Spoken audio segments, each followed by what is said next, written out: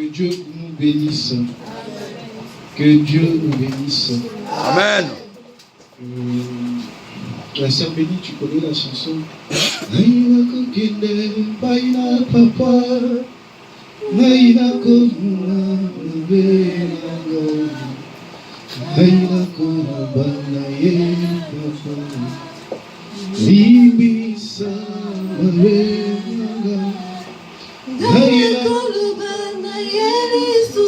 Ça veut dire ceci. Moi tout seul, je ne peux pas. Seigneur, tiens ma vie et pardonne mes péchés. Je te dirai encore, moi tout seul, je ne peux pas. Seigneur, touche mon cœur, touche ma vie et pardonne mon péché. Amen. Amen. Amen. Bien-aimés, nous allons ouvrir nos Bibles et nous allons lire 2 versets ce matin. Notre premier verset va nous être lu par Maman Nadine, 1 Corinthiens, chapitre 2, verset 13. Et le deuxième verset va nous être lu par Maman Sandra, 1 Corinthiens 2, verset 1 Corinthiens 3, verset 2.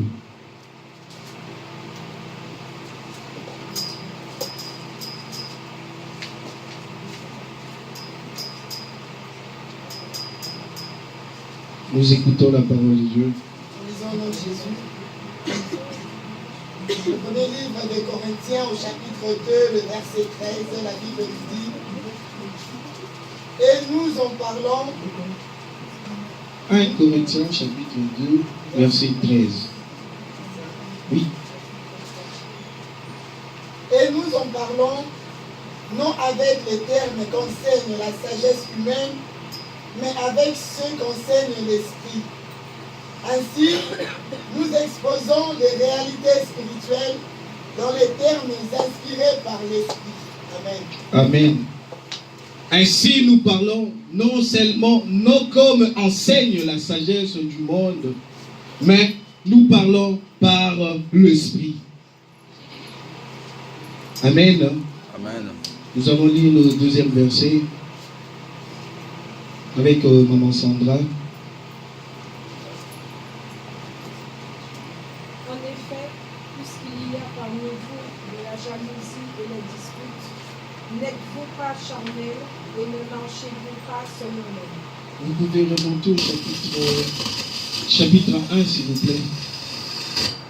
Commencez au chapitre 1.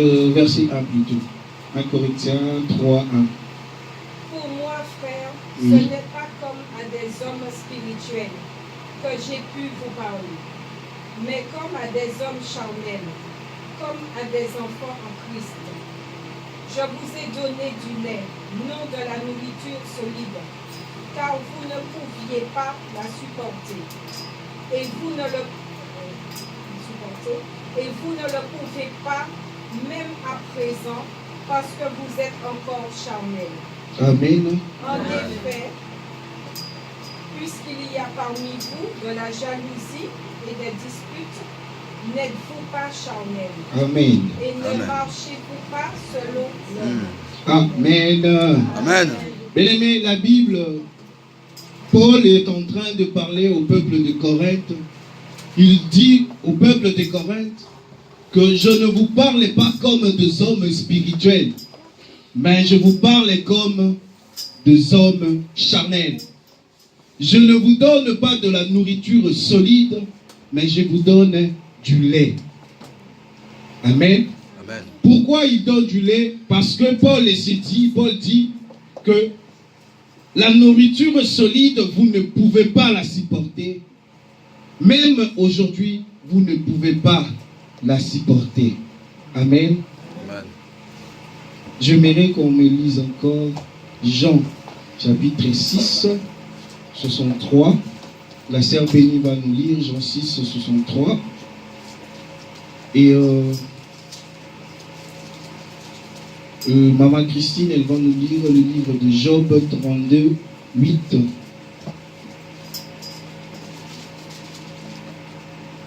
Jean 6, 63 et Job 32, 8. Jean 6, 63, les Amen. C'est l'esprit qui vivifie. La chair ne sert de rien. Les paroles que je vous ai dites sont esprit et vie. Amen.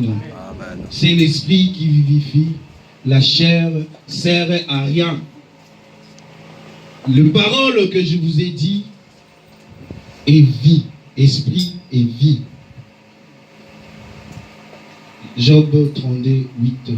Job 32, 8. Mais en réalité, dans un grand homme, c'est l'esprit, le souffle du Tout-Puissant qui lui est donné, qui lui donne l'intelligence. Amen. Amen. Mais en réalité, dans l'homme, c'est l'esprit, le souffle de Dieu Tout-Puissant. Amen. Amen. Bien-aimés, on est en train de parler sur la nouvelle naissance, le renouvellement de l'homme. Amen.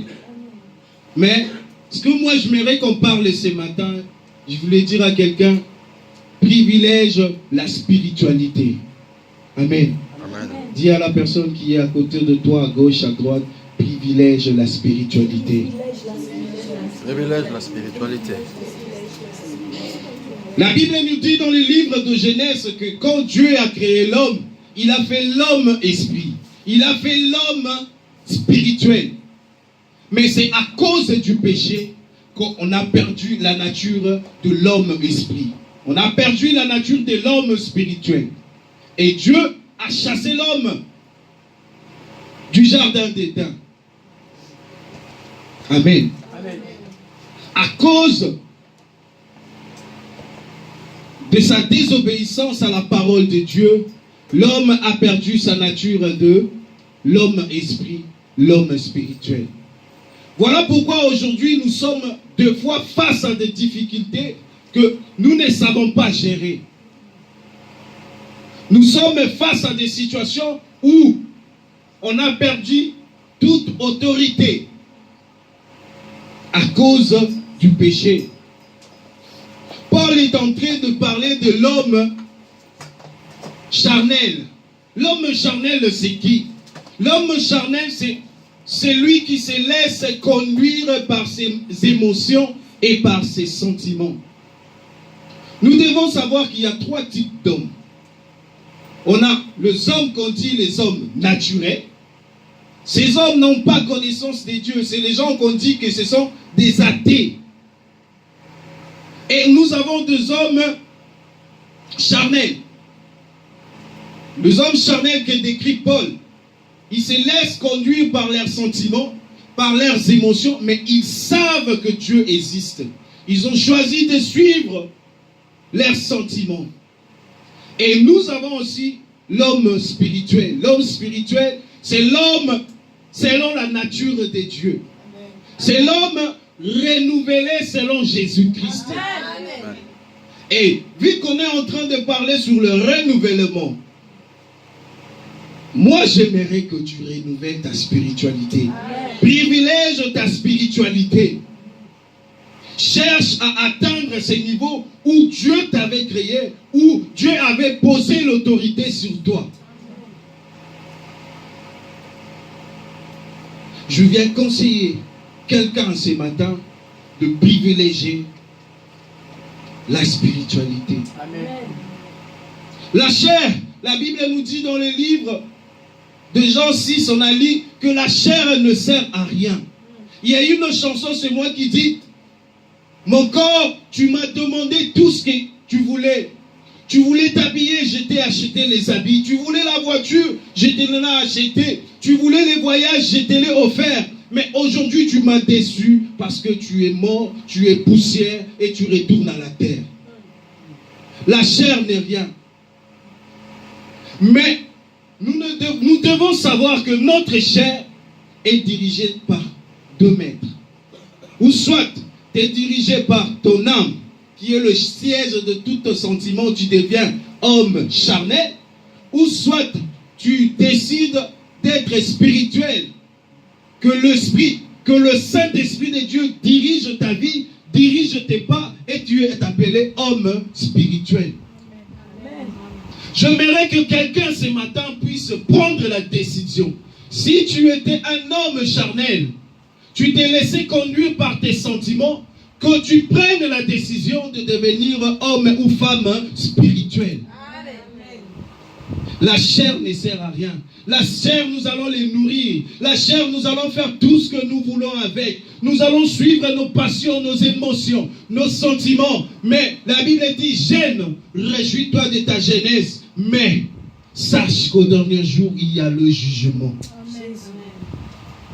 Il y a le jugement. Mais quelque chose que j'aime, la Bible dit que l'homme spirituel juge de tout et il ne sera jamais jugé. Amen. Mais l'homme charnel, il sera jugé.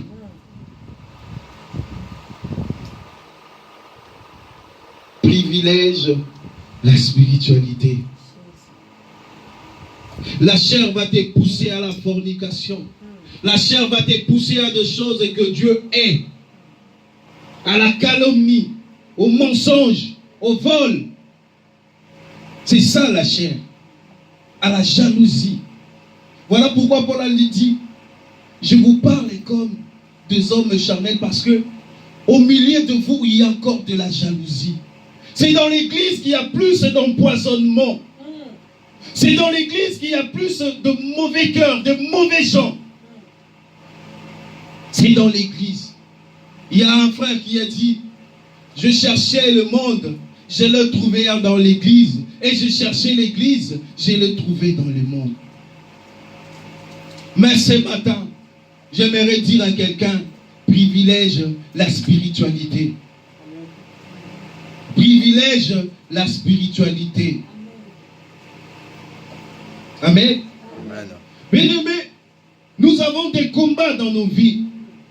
Nous avons des combats à cause des gens qui ne nous aiment pas. À cause de la famille laquelle nous sommes nés. À cause de l'environnement.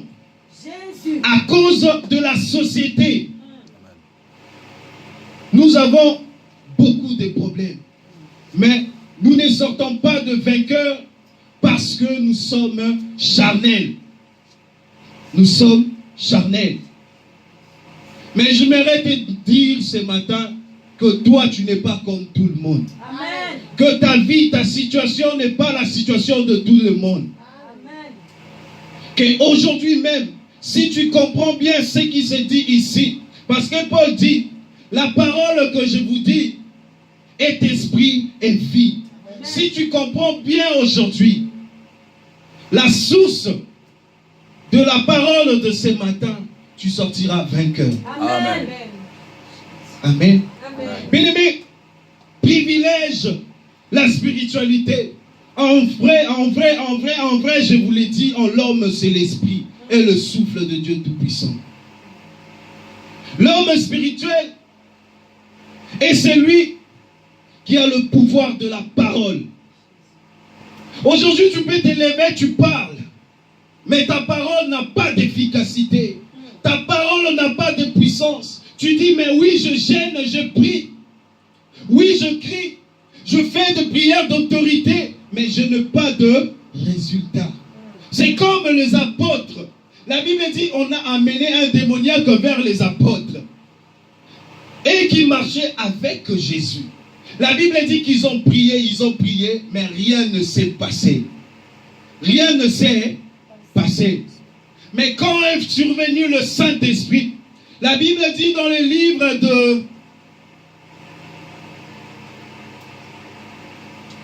livre de Actes 5, verset 12, que ces gens qui étaient incapables d'opérer des miracles, ils ont opéré beaucoup de miracles. Ces gens qui étaient incapables, dont leurs paroles n'avaient pas de pouvoir, n'avaient pas d'autorité, cette parole s'est revêtue d'autorité. La Bible dit, pendant que les apôtres marchaient, ils se retrouvèrent devant la synagogue.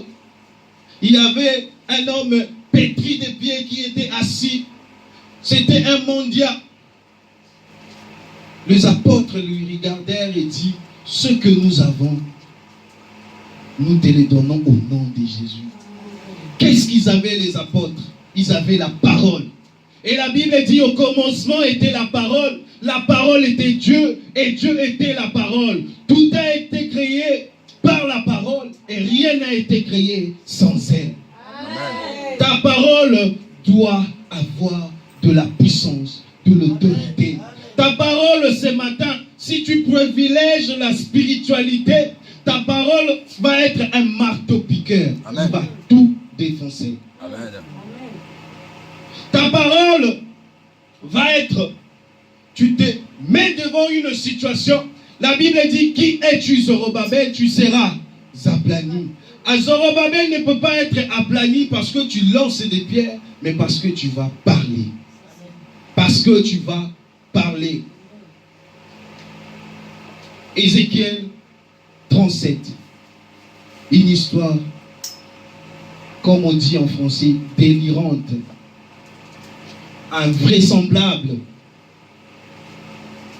La Bible dit que l'ange de l'Éternel transporta Ézéchiel jusqu'à la vallée des ossements desséchés. Desséchés. Pour qu'un homme se décompose, on doit voir le facteur temps. Donc, ça veut dire, même pas c'est simplement pas le temps, mais c'était un vallée. Un vallée, c'est un espace contenu entre deux chaînes de montagnes. Et la Bible dit que dans cette vallée, il y avait des ossements desséchés. Des ossements desséchés. Et l'ange de l'Éternel transporta Ézéchiel jusqu'à la vallée. Il lui pose la question, est-ce que ces ossements peuvent encore revivre? Moi, je te pose la question ce matin. Est-ce que ta parole peut encore avoir de la puissance, de l'autorité devant les obstacles, devant tes ennemis, devant les combats de ta vie, le combat de ta famille?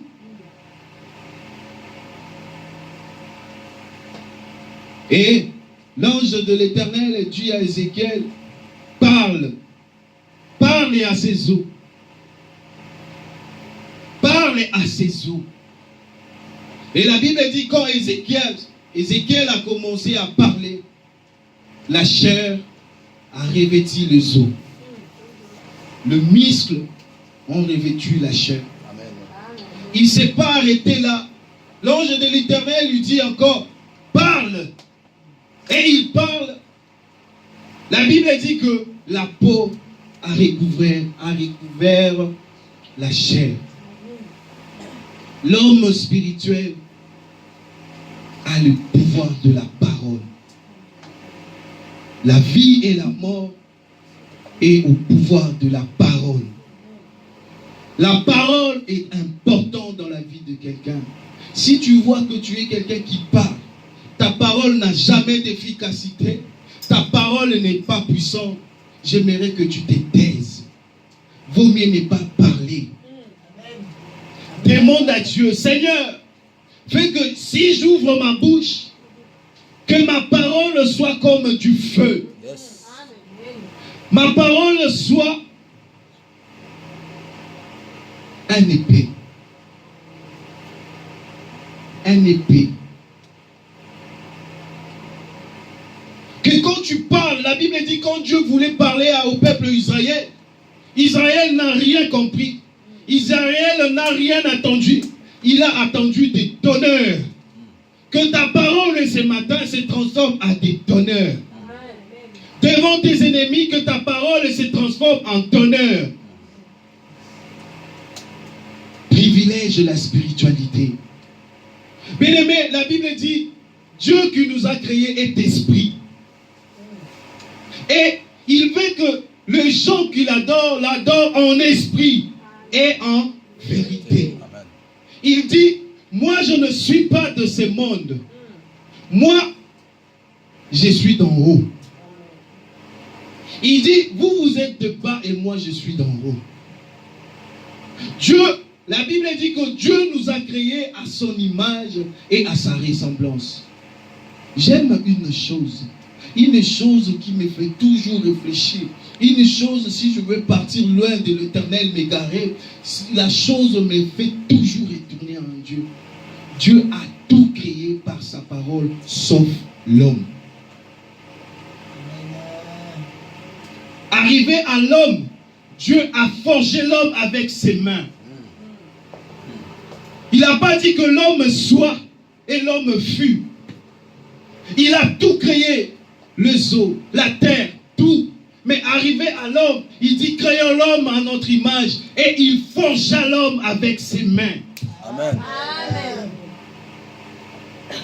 Il ne s'est pas arrêté là. La Bible dit qu'il souffla sur les narines de l'homme pour lui donner vie. Yes. Et si nous retournons dans le livre de Job, on dit, en réalité, en l'homme, c'est l'esprit et le souffle de Dieu Tout-Puissant. Amen.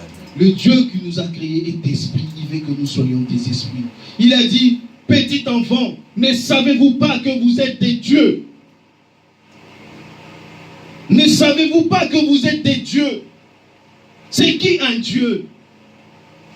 C'est celui qui a le pouvoir de la parole, le pouvoir de créer, le pouvoir de changer.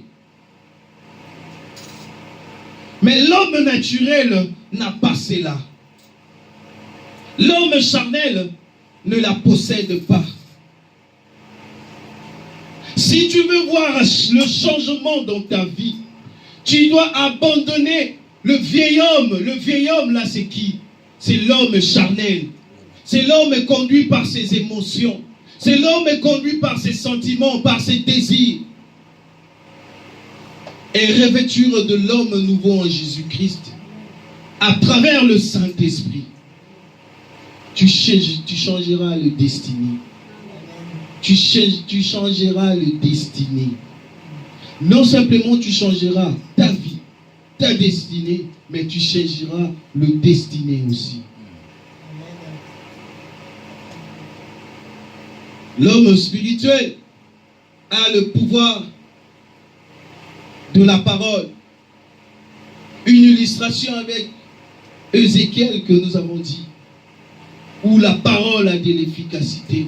Ézéchiel a parlé aux ossements desséchés, aux ossements où il n'y avait même plus l'espérance. Où, je pense, s'il y avait le chemin, un chemin là, il y avait les gens qui marchaient sur ces ossements.